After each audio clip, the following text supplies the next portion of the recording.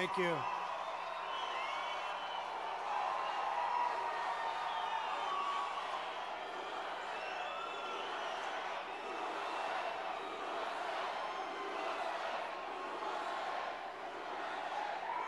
Thank you, everybody.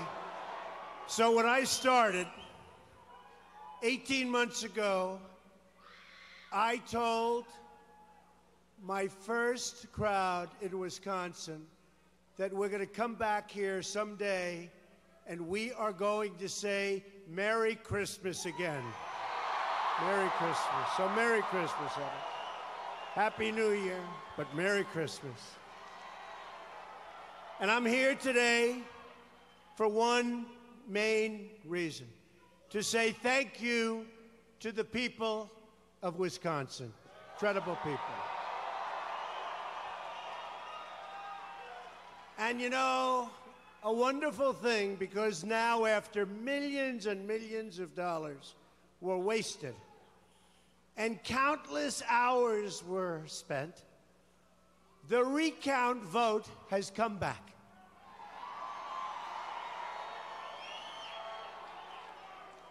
You know, I called it a scam, but I won't say that because we want to be nice, okay? So I refuse to say it was a scam tonight, all right? This way they can't report that I said it. And after all of this money was spent by the Democrats, believe me, they were behind it, okay? And the Green Party, wonderful party. She got less than 1%, but she thought she was going to catch us. All that money, all that time, all that effort, we got 131 votes more than we had before.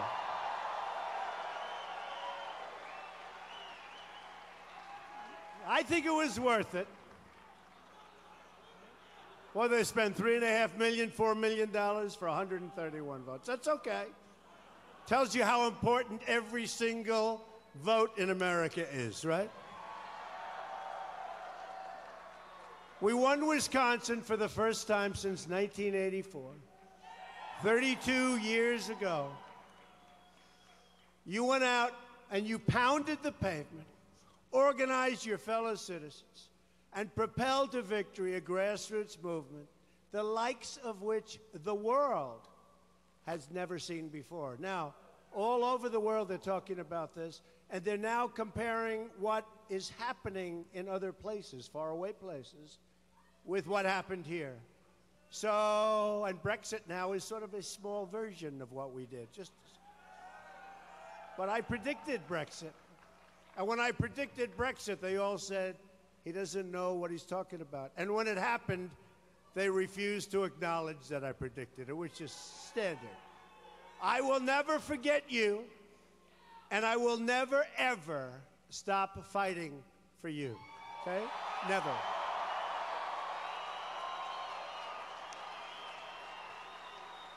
I'm honored to be here tonight with our incredible Wisconsin leadership team.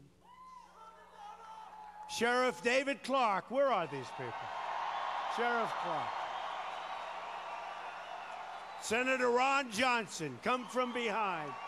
He came from behind. Governor Scott Walker, where's Scott? Oh, man. He was tough. He was great. He's a great governor. He really is. He's a great person, and he's a great governor. And I went against him for a while, and I want to tell you, he was tough. So now it's going to be your turn very soon. I don't know. You and Pence are going to have to fight it out. I don't know. Thank you, Governor. Appreciate it. Speaker Paul Ryan, I've really come to I've come to appreciate him. Speaker Paul Ryan. Where's Speaker? Where is he? He has been, I'll tell you, he has been terrific.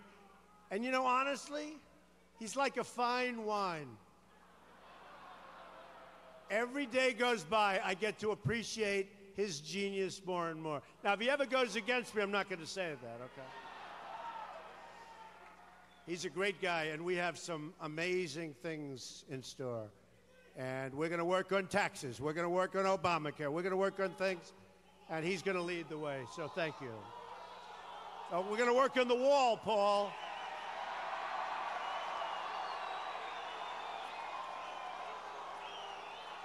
Well, it's true. Somebody said, look at these guys. You think we're playing games, right? Somebody said the other day, well, now that Trump won, he's really not going to build the wall. I said, what are you? We're going to build the wall, okay? Believe me. We're going to build the wall. You have to. Got to stop the drugs from coming in, and the wall's going to be a big, big factor. And I also want to thank a man who is another star from your territories. There's some very good water in this state. Chief of Staff Reince Priebus. Fantastic guy. Fantastic guy. He's done an incredible job. And now he's a superstar. You know, I thought he was a superstar, but you got to win to be a superstar, right? You got to win. I said, Reince, you are a superstar, but we got to win first before I really go crazy. And we won, so now you're the superstar that we said. Together, we're going to Washington.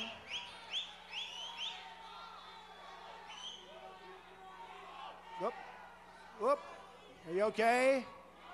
Do we have a doctor in the house, please? Doctor in the house? Doctor in the house. Okay. Good. We love this lady. Doctor in the house. Thank you.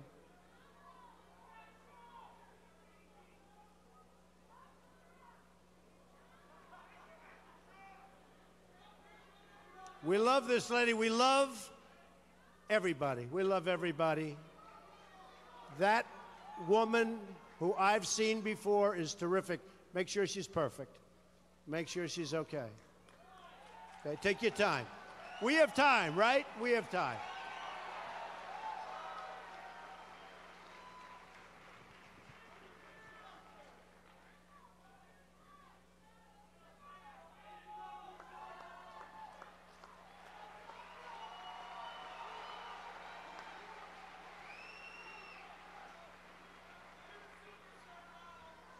Together, we're going to make Washington answer to the people once again. We're going to put the government to work for you, first time in a long time. The whole world is recognizing our movement. It's because of you. And by the way, again, a movement that they've never seen before. They didn't know what hit them. They didn't know what happened. And it's because of you that we, all of us, were just honored with the Time Magazine Person of the Year. And just a little while ago, it was announced that we were also honored with the Financial Times Person of the Year. So that's great. See, in the old days, it was called the Man of the Year, right? Now they call it the... Okay, so let me do this. And we have a lot of women here. I got to do it. Okay, do you mind? Would you prefer... I'll go Person of the Year, then Man of the Year. Person of the Year, Man of the Year. Okay. What should it be? I'm doing this for all of your politicians over here. Not that we're going to change at this point. Would you rather see Person of the Year? Man of the Year. Yeah. These guys are so politically correct. Now, so far I've done that 3 times, and I'll tell you what, Person of the Year is not doing well. I also want to give a very special thanks to all of our great veterans that are here, service members, military families. By the way, the military and law enforcement, I don't know what our numbers were, but I know they were record-setting highs. So to all of those veterans and service people and law enforcement people, I want to thank you because you are special people, special, special people. Because the fact is that America's men and women in uniform are the finest and bravest the world has ever known. We're going through something very, very difficult. in the world and even in our country, the world has ever known. So to all of you who have worn the uniform, I say to you now, on behalf of a very grateful nation, thank you. Thank you. Thank you very much. We're in your debt, and we will never let you down. We will honor your service and sacrifice, and that begins with defending and respecting the American flag.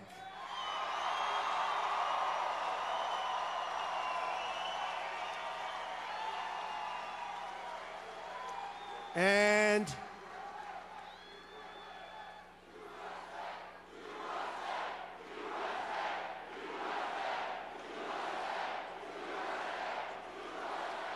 we don't like seeing people burning our American flag, okay? We don't like it. And we're going to take a look at that, okay, folks? All right? We're going to take a look at that. We'll all take a look at that together. One man who understands the meaning of service is somebody that's become unbelievably popular because he's tough, he's strong, and he doesn't lose. General Mad Dog Mattis, right? He is a popular guy because of his record. You ever hear of somebody named Vince Lombardi? You've never heard of Vince Lombardi. Never. He was popular, too, because he wins. We like people that win. We want to start winning again. Our country's going to start winning again, okay? Would anybody like to keep it the way it is? I don't think. We're going to win. We're going to win. We're going to win a lot. We're going to win so much, you're going to go to Paul Ryan, you're going to go, Mr. Speaker, please, please. We can't stand winning this much. We can't take it. And he's going to come to see me, and he's going to, Mr. President, the people in Wisconsin are tired of winning so much. You're winning with health care. We're winning on the border. We're winning with ISIS, because we are going to get ISIS out. We're winning all over, Mr. President. They just can't take it anymore. I say, Paul, I'm sorry. I'm sorry. You have to go back and tell them we're going to keep winning and winning and winning, whether they like it or not. Last week, I formally announced my plans to nominate General Mattis as your new Secretary of Defense. And I believe we're in the process of putting together one of the great cabinets. Certainly a cabinet with the highest IQ that anybody has ever. I mean, these are seriously great people. Did you see today?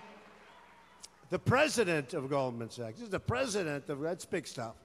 And we have General Kelly. We have incredible people. Dr. Ben Carson, great guy. I think it's going to be one of the great cabinets ever. Ever, ever. Leaders and titans of industry, art, sports, science are reaching out and want to find ways to help.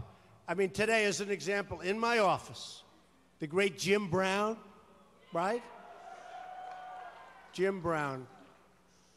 Bill Gates, Anna Wintour, Kanye, that's right.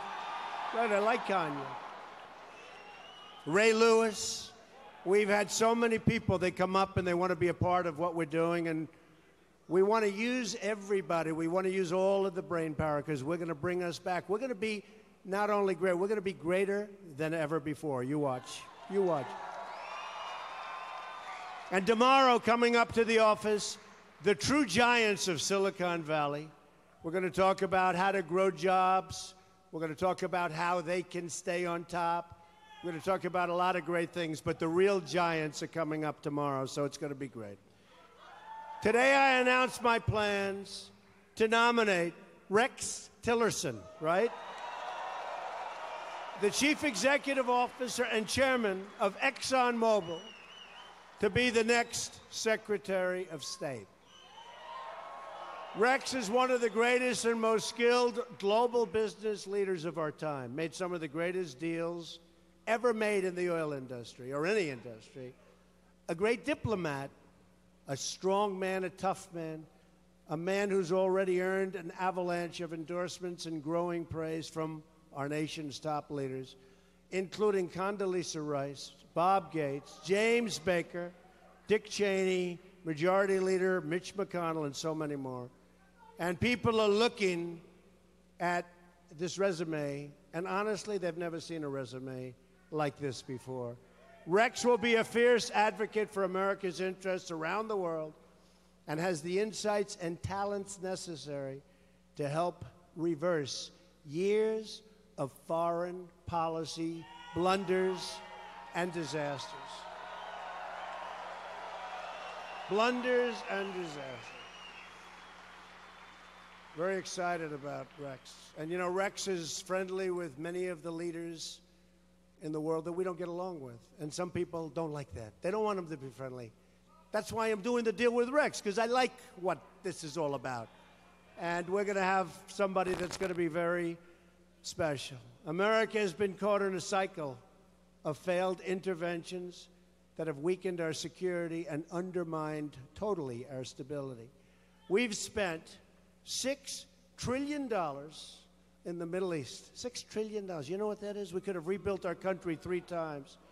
And yet the situation today is far worse than when we started 15 years ago. Far worse. It's not even a contest. It's a mess. The cost in both dollars and lives has been immense. We need a new direction. We need a new direction. Americans' foreign policy has lacked a clear vision, a clear goal, and a clear understanding of the threats, and the threats are immense.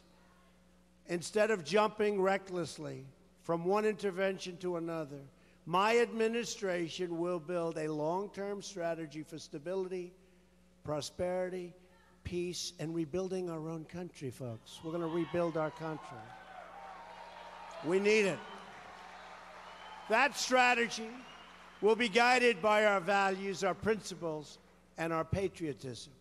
We will seek goodwill among nations, a strengthening of vital alliances, and the pursuit of shared goals when interests align. And we will not be taken advantage of by other countries. We will not be. No more. No more. We'll get along great with other countries. We will not be taken advantage of. Our goal is not to build new nations in far-off lands that most of you have never even heard of, but to crush ISIS, we have no choice, and to defeat radical Islamic terrorism.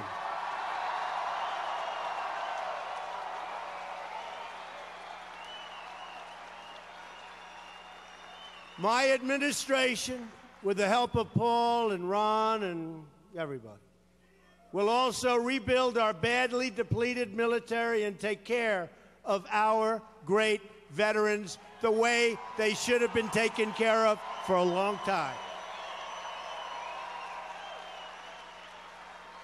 We are building up this great military power in the hope that we never have to use it. We believe strongly in peace through strength. Our military is going to be modern and powerful again, believe me. But to be a strong nation, we must also be a rich nation. Doesn't sound so nice. A woman came up to me. She said, "Mr. Trump, I loved your speech, but I don't like when you say rich nation." I said, "Ma'am, you're a fabulous woman. But if we're not going to be a rich nation, we can't rebuild our military. We can't take care of all of the problems we have, including our medical problems. So we're going to be a rich nation." And after I spoke to her for a few minutes, she was okay. It was okay. My administration will be focused on 3 very important words: jobs, jobs, jobs. Whether it's building cars, producing steel, or curing disease, we want the next generation of innovation and production to happen right here in America and right here in Wisconsin, right?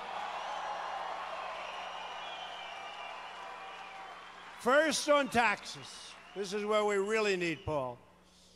We're going to undertake one of the great tax reforms and simplifications in American history. This includes a massive tax cut for the middle class and middle-class families from Wisconsin, too. We're also going to lower our business tax rate so that new companies will come to our shores and hire workers in cities like right here. Is that okay? That's what we want. We're going to bring our rates down from 35%. We're going to try and get it down to 15%. So right now, and by the way, the jobs will pour in. So right now, we're the highest taxed nation in the world. And when we finish, we'll be one of the lower tax. One of the lower. On regulations, which is perhaps even more important because our companies are dying and being strangled through regulation. We're going to eliminate all wasteful, job-killing regulations. On energy, we will cancel the restrictions on the production of American energy, including shale, oil, natural gas, and clean, beautiful coal. We're going to put our miners back to work.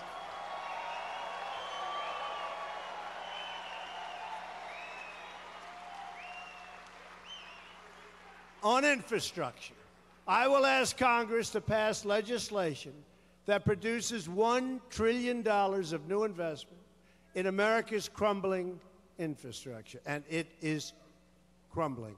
You know, I have a friend, big guy, one of the biggest in the world, trucking, and he used to buy these beautiful trucks, beautiful, beautiful, the most expensive, and he calls me up recently. He said, I can't buy them anymore because we go from California to New York, and by the time they get to New York or California, if they're going the other way, they're all beat to hell because of the potholes on the highways. I said, was it ever like this? He's been doing this for 45 years.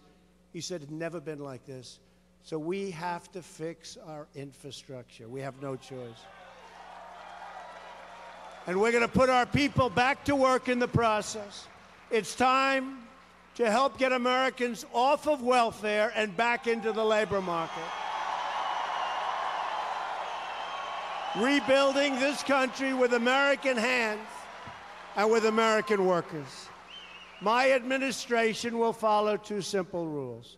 Buy American and hire American, right? We're going to do it. Because from now on, it's going to be America first. America first.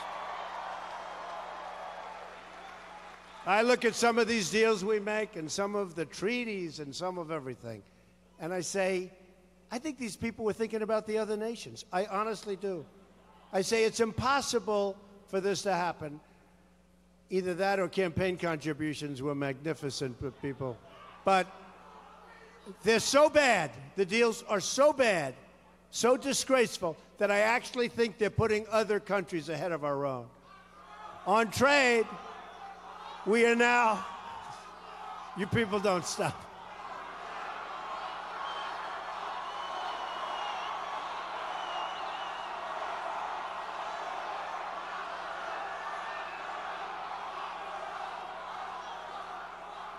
So I used to say, when I used to hear this chant, let's just win on November 8th. But now we've won, right? We've won. Big league.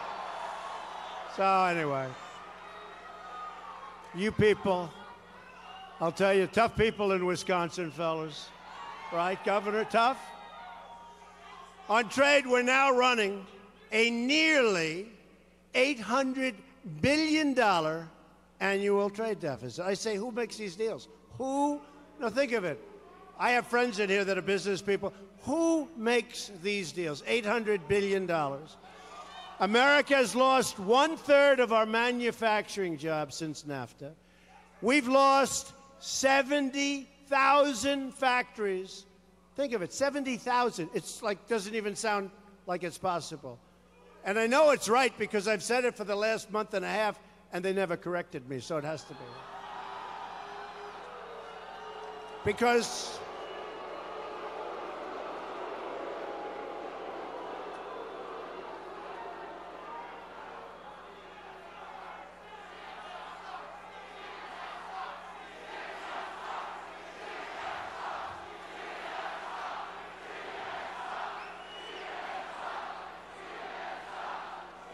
I mean, it is, look, it is hard to believe. Look, they're very nice. Look at all those cameras. Look at all that live television. Look at that. Who has to do this every night with all those live cameras up? Can you imagine if we made a mistake? Would it be a disaster? See, other people running for office, if they make a mistake. But if I made a mistake, a disaster, right? Look at that. You ever see so many cameras, Mr. Vice President? So, but I have to tell you, they were devastated on November 8th. They were devastated.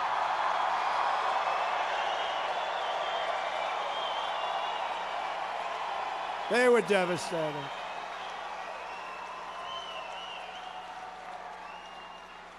Should I go over that evening just once quickly?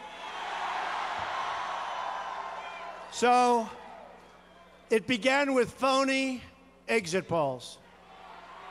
And I got a call from my daughter at about 5 o'clock, and she was called by people in their business. And her husband, Jared, great guy, he was called. And they called me and they said, "I'm sorry, Dad, it looks really bad. Looks really, really bad." I said, "What's the problem? Tell me." Now, I was doing, it's very interesting, because I really assumed I lost. You know, look, I believe that these things are supposed to be correct. So I sort of thought I lost, and I was okay with it. I wouldn't say great. In fact, I called my vice president, and I said, "It's not looking good, right, Mike?" I said, "Not looking good. You were getting the same numbers that I was getting." Of course, you know, a lot of it is phony stuff, too, because they'll say, "Donald Trump is a bad person. Do you agree or not?" So people would say, "Yeah." No, but it's easier. Then they have yes in a big box like that, and they have no, you can't find. So, you know, a lot of it's phony deals going on. But I will tell you, so I got the call, and they said, "Looks bad. Looks really bad." And they want to be nice to me. They're talking this way because they wanted to be nice. They actually thought we might lose strongly. So I said, "Don't worry about it. Don't worry about it. Whatever happens, happens." Now, for the last month, I didn't do interviews. All I did was these rallies. I did 3 a day. I did 3 a day. And I'll be honest, I was surprised when I got that call, because I thought, I mean, every time we had a rally, it was, look at this building, they're still pouring in the back. So every place was like this. I mean, except we had major arenas which were packed. And then we'd have 20, 30,000 people outside that couldn't get in. So I said it didn't make sense to me. It didn't make sense, but that's okay. Because, you know, like they say in football and in sports, he left nothing on the table, nothing on the field, all right? So it was okay. Because for the last month, I decided not to do interviews, because they give you interviews and they chop up your sentences and they cut them short. You'll have this beautiful flowing sentence where the back of the sentence reverts to the front, and they'd cut the back of the sentence off, and I'd say, "I never said that." So I said, "You know what? I'm not going to deal. They're very dishonest people." I said, "No." I said, "I'm not going to deal with them." And all I did for 1 month, I do 2 and 3 and sometimes 4 speeches a day, rallies like this, massive crowds, right? And they'd call, "Can we have an interview of Mr. Trump?" I said, "Watch me with the speech. Tell him, watch me. And whatever you want to take, you can take, all right? But watch me with the speech." So we did 3, 4 days. And I'll tell you what, that's tough stuff. So I did 3 a day, a couple of 4s.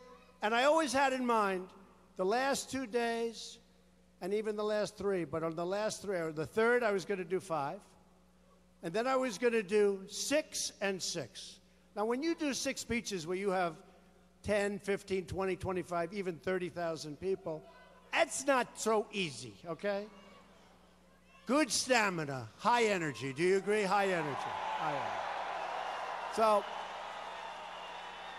So I did the 3 a day and a lot of speeches. No days off. There was no Sunday off. Although I did go to church whenever possible. I did go to church. But no days off. And then we got down to the last 2, and I did 6 speeches. They know. These guys knew. They were exhausted, the press. And then on the 7th day, which was, you remember, Monday, right? I did 6 speeches. And then I heard that my opponent, does anybody remember my opponent? No? They don't remember. They don't remember.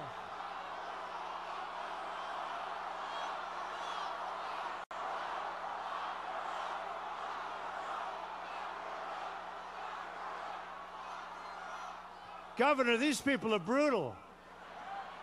Now I know why it's always a bloodbath for you guys. But you win, so that's all.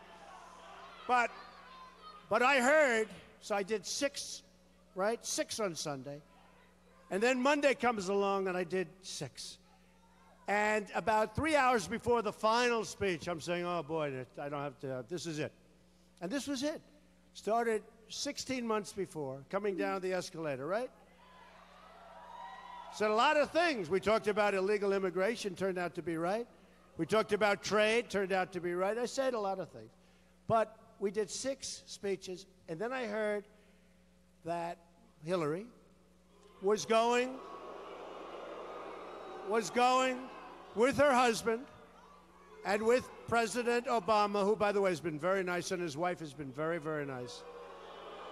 Telling you. They've been very nice, but they were on a plane going to Michigan.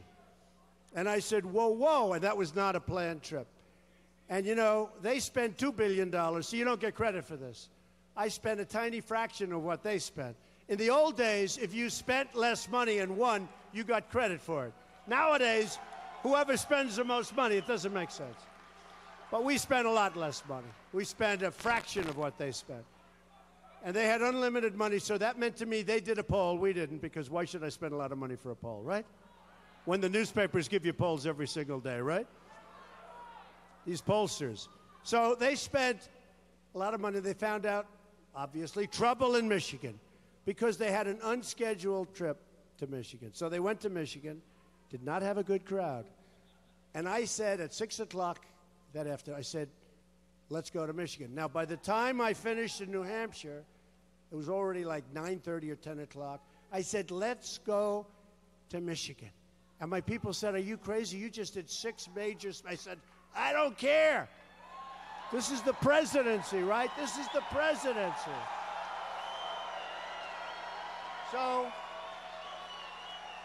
So we went to Michigan with no notice, with like a tweet. We went up. Now, I do have between Facebook and Twitter and Instagram almost 40 million people, so that's a lot. It's a lot. But with a tweet. So we get there, and it's very late. It's like 12:30. And our vice president-elect was there with me. And we had, at 12:30 in the morning, and I started speaking at 1 o'clock in the morning, we had in Michigan 31,000 people inside and outside. 31,000 showed up. And I said to Mike and I said to everybody, we're going to win Michigan. I'll tell you. Now, it hadn't been won in like 38 years, but we are going to win Michigan. And we ended up winning Michigan. But anyway, so I got the bad news from my daughter. And I said, that's too bad. So I go and see my wife. I said, baby, I'll tell you what. We're not going to win tonight because the polls have come out. And, you know, I always used to believe in those exit polls. I don't believe in them anymore. And it's just looking bad. But you know what? I'm okay with it because of the fact that I couldn't have worked any harder. You can't do any worse than that. I mean, I just couldn't have done it. And if I lose, I lose. And you know what? If I lose, I lose, and I'm going to have a nice, easy life. We can all relax together, right? But, so, you know, I felt, you know, you don't feel good if you didn't put out and you lose. But if you put out every single ounce of energy in your blood, you feel like, okay, there's nothing more you can do. So I told her, and she looked at me, and she's seen these rallies, and she said, you're not going to lose. I said, no, I'm telling you, the polls are looking very big. She goes, you're not going to lose, my wife. So then I figured, hey, look, it's just a nice wife that's trying to be nice. And that's what she is. She is a great person. So what happened? Melania, right? Do we love Melania? Boom, the escalator. They love Melania. She's great. She said, you're not going to lose. Okay. So now the polls is closed, and they start announcing numbers. And I say, oh, this is going to be embarrassing. I'm trying to figure out what am I going to do. And I have this ballroom that's not that big because I didn't know if I'm going to win or lose. I know this. If I'm going to lose, I don't want a big ballroom. I'd go up, I'd say, ladies and gentlemen, thanks a lot, my supporters. I love you, folks. I love you. Good night, everybody. Bye. I'm out of there, right? And she had this massive convention center with a big fireworks display. And they were paying about $7 million for the fireworks. And it was a big deal. And they knew they were going to win until the final week. They knew bad things were happening. And I got a good sign when 4 days before the end, I called up Mike. They just canceled the fireworks. It was the front page story. They canceled.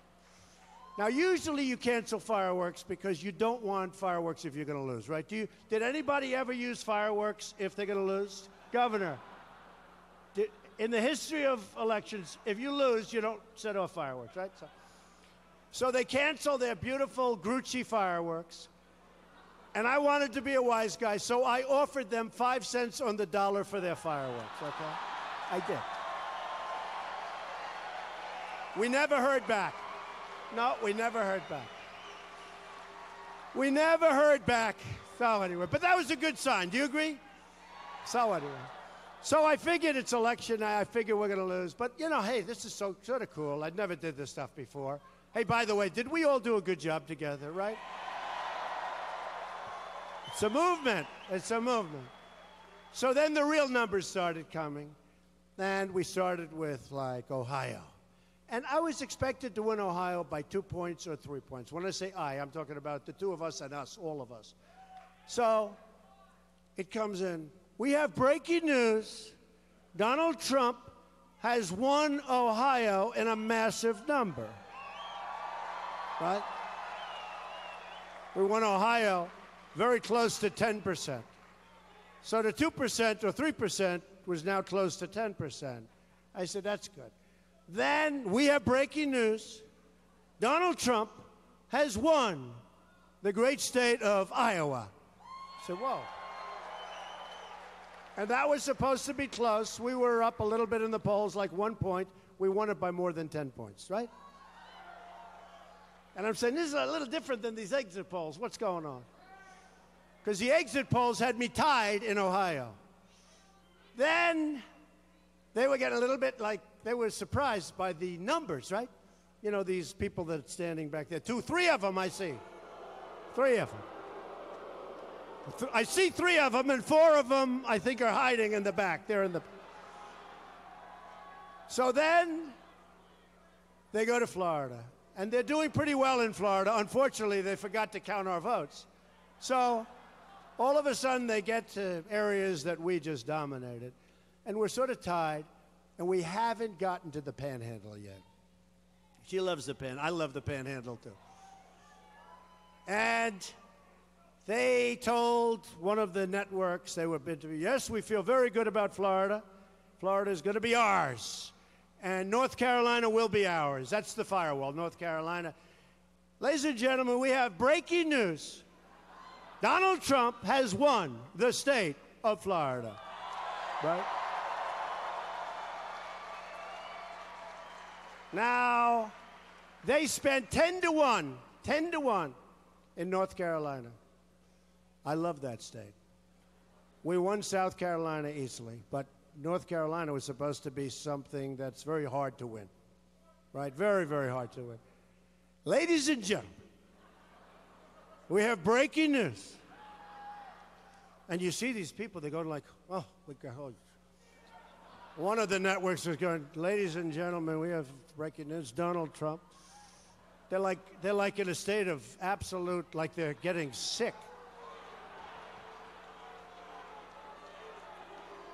One of them, they say, broke down and started to cry, but I don't think she did, really. I don't think she did. So they go, ladies and gentlemen, Donald Trump has won the state of North Carolina. Hey. Now they're going, oh, my. Now we're running up the East Coast. I mean, it's like a marathon. It's like, and now we hit Pennsylvania, and they don't want to call it, right? You saw that. They don't want to call it. So we're left with 1%. And if they got 100% of that 1%, they still get killed in Pennsylvania. Now, Pennsylvania was tough because every Republican forever thought they were going to win the great state of Pennsylvania, right? They said, not me, the bride that got away. That's the expression. It's always the bride that got away. Pennsylvania, great state. And I said, we're going to win Pennsylvania, but I keep thinking about every time you see the Republicans are going for 38 years or something, they hadn't won Pennsylvania. So it's one of those states, very, very tough to win. But I just felt so good. We're getting these massive crowds. In fact, we're going there in 2 days to celebrate. Hershey, Pennsylvania. We're going to Hershey. A big crowd. So Pennsylvania, they don't want to call it. They don't want to call it. There's like 1% left, and there's no way they can catch it. And I'm looking, and I'm starting to do interviews now because now I'm thinking, boy, this is fun. This is great. I can't lose Pennsylvania. But they refuse to call it because they're dishonest people, okay? So, it's all right. So then we go up the coast, and then it happened, right? Before Pennsylvania, even though they should have done Pennsylvania at about 11:30 in the evening. Of course, there's two reasons. Number one, they like the commercials because the audience they had that night was massive. The debates, did I win those debates, folks? Right? The debates had a massive, over 100 million people. And by the way, did Mike Pence, did he win his debate? Mike Pence.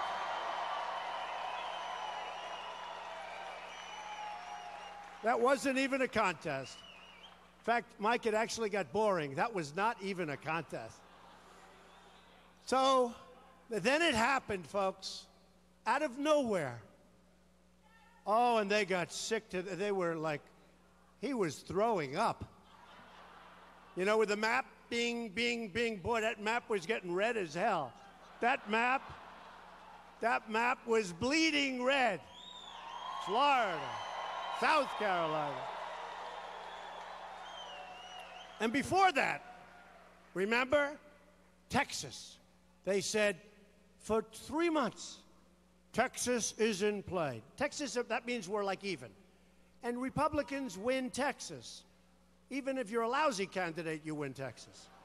Texas is Republican, and it's great, and the people are great, and I had these massive crowds. And for 3 months, they're saying, Texas is in play, and next week, it is very close. Texas is in play. And Georgia, remember Georgia? Georgia is in play. And I'm saying, man, can you imagine if I lose Texas? Or if I lose Georgia? It's in play. I'm saying to my kids and my wife, Texas is in play. Georgia's in play. This is going to be a disaster. And then they said Utah. Now, I don't think the Republicans ever lost. Have they ever lost Utah? I don't think so. Utah is in play against some guy that I look at him and say, there's no way. My wife looked at him and she said, you're not going to lose to him. Sure. I'm telling you, she's good at this stuff. I said, yeah, but they say that he's tied with me. And she said, no, he's not tied. You're not going to lose to him. Don't worry about it. So they said, Utah is in play. So now it's like whatever time, 8 o'clock, 9 o'clock, it goes on. First thing, like about 1 minute, you know, because the numbers were so great. Donald Trump has won the state of Texas. That means it was a slaughter. It was a slaughter. Donald Trump has won the state of Georgia. Donald Trump has won the state of Utah. I love Utah. Utah. And this guy that was put up there to fight me, I mean, he was down. Hillary even beat him, okay? We won Utah by 25 points, something like that. We won Utah by a lot. So all of a sudden I'm saying, wow, but what happened? So now we win all these states, and they're holding Pennsylvania. Ladies and gentlemen, Donald Trump has won the state of Wisconsin.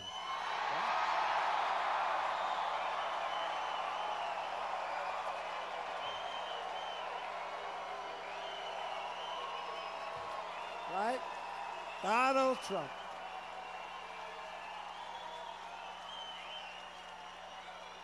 So they said Donald Trump has won the state. And I tell you what, I give a lot of credit to that, to your governor, a lot of credit. I give a lot of credit to Paul Ryan. Give him a lot of credit. And I give a lot of credit to Vice President Mike Pence, because they stood up here and they campaigned like you never saw before. So that was out of the blue. Now we pick up a state that we weren't really expecting. We knew it was close, but we didn't know that that was going to happen. And then after that, Michigan was announced, and now. And the greatest was when Pennsylvania came in, because that's a big, big, big, beautiful state. Donald Trump has won the state of Pennsylvania. And they're going even before Pennsylvania, but they're doing all this red, and that map was so beautiful looking. And I'll never forget the guy who was saying for months, there is no path to 270 for Donald Trump. But there was a path to 306. No path. There was no path to 270. In fact, they couldn't get me up. They couldn't get me up to 270, but they got me to 269. So I kept going back to Maine, one vote. And that's part of the beauty of the electoral system. I have to tell you, I went back to Maine 4 times for one. The beauty is I went to 17 different states. I was going all over. And there is a beauty to it. There's a genius to it. Now, the other would be easier. Just a popular vote would be easier, because I go to New York and California, go to Texas, go to Florida. That's it. And it would be easier. But the Electoral College is genius. It's genius. You go everywhere. And unless you see it, it's a very different way of campaigning. It's sort of like if you play golf. It's match play versus stroke play. You know, it's very different. But unless you see how this works up close and personal. So we ended up winning. And I'll never forget when they were on the map and they put up Wisconsin. And he said, there is no path for Hillary Clinton to become president.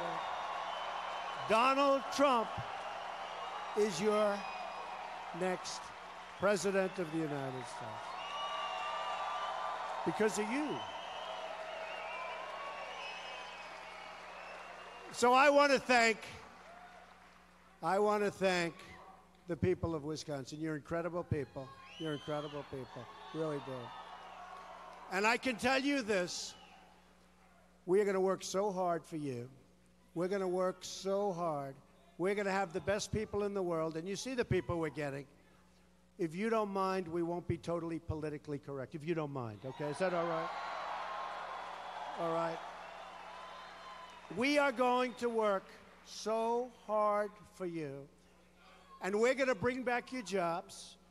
And we're going to terminate Obamacare. We're going to come up with a great, great health plan that Paul Ryan is working on right now. And we're going to cut your taxes. And we're going to have strong borders. And we're going to have the wall. We're going to have the wall. We're going to have that wall. And we're going to stop the drugs from pouring into our country. And we're going to build up our military, big league, and we're going to take care of those vets. We're going to take care of them. And we are going to make, look, here's the bottom line. We are going to make you so proud of your country again. So proud.